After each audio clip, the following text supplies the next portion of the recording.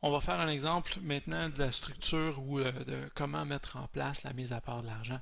Donc, je vous montre un exemple d'un professionnel qui a un revenu brut de 175 000 qui a des dépenses d'exploitation pour 50 000 on a calculé son revenu net qui donne ici 125 000. Donc, on va lui calculer son impôt qui va être approximatif. Là, on va dire qu'il y a 60 000 d'impôt et ça lui laisse des liquidités de 65 000 et ces liquidités-là vont être toutes dépensées. Notre professionnel n'est pas très prévoyant.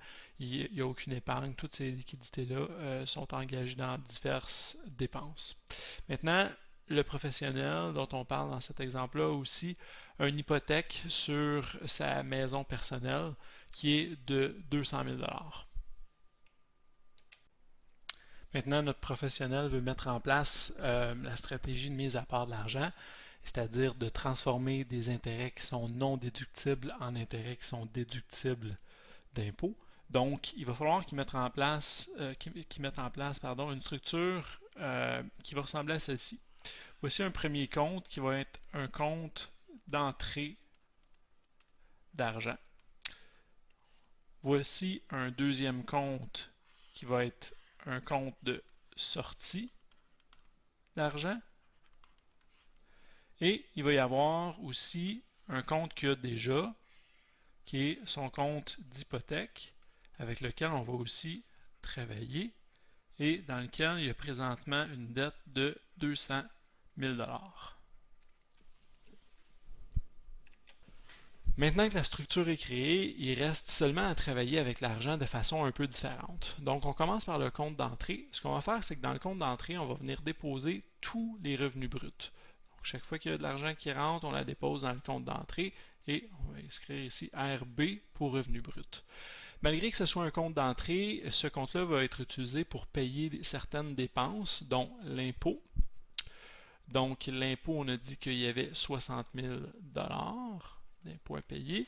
Et notre professionnel, on a dit qu'il y avait des liquidités qu'il utilisait pour vivre, puis pour payer, en fait, tout simplement pour payer son train de vie. Donc, ces liquidités, c'est 65 000 et les liquidités, on va les sortir, on va les sortir du compte d'entrée. Donc, liquidité, 65 000 À la fin de l'année, vous vous rendez compte qu'ici, il reste dans le compte d'entrée 50 000 Maintenant, le compte de sortie, ça va être une marge de crédit. Donc, quand on ouvre ce compte-là, on ouvre une marge de crédit. Et dans la marge de crédit, on va payer toutes nos dépenses d'exploitation. Donc, 50 000 de dépenses d'exploitation qui vont être payées à partir de la marge de crédit.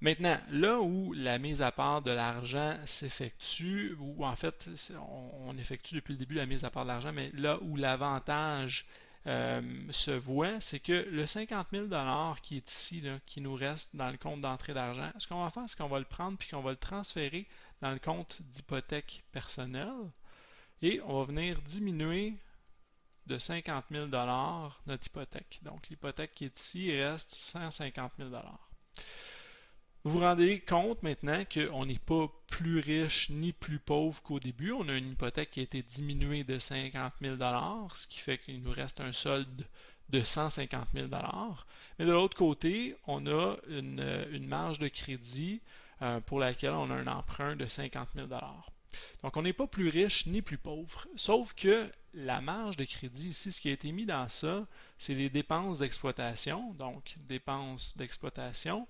Et les dépenses d'exploitation, bien évidemment, c'est des dépenses d'affaires. Donc, ici, les intérêts qui vont nous être chargés deviennent des intérêts déductibles. Ici, c'est des intérêts déductibles. Alors que lorsque ce même 50 000 $-là était dans le compte hypothécaire, mais évidemment, comme c'était un compte qui servait à des fins personnelles, les intérêts qui nous étaient chargés dans ce compte-là n'étaient pas déductibles. Et c'est l'avantage flagrant de la mise à part de l'argent, c'est que si vous regardez ici, si on fait le calcul, en transférant le 50 000 $ qui va nous rester par année pendant 4 ans, on va se ramasser ici à avoir une hypothèque qui va être rendue à zéro. Et dans le compte marge de crédit, on va avoir des dépenses d'affaires qui vont avoir augmenté à 200 000 $. Et ce prêt-là va maintenant être totalement déductible. En fait, les intérêts de ce prêt-là vont être totalement déductibles, alors que si on n'avait pas effectué la mise à part de l'argent, le prêt serait toujours dans un compte hypothécaire, et comme ce prêt-là était à des fins personnelles, ben, les intérêts ne seraient toujours pas déductibles, et on pourrait pas diminuer la facture d'impôt qu'on a à payer. Donc, j'espère que vous avez appris quelque chose dans cette formation-là.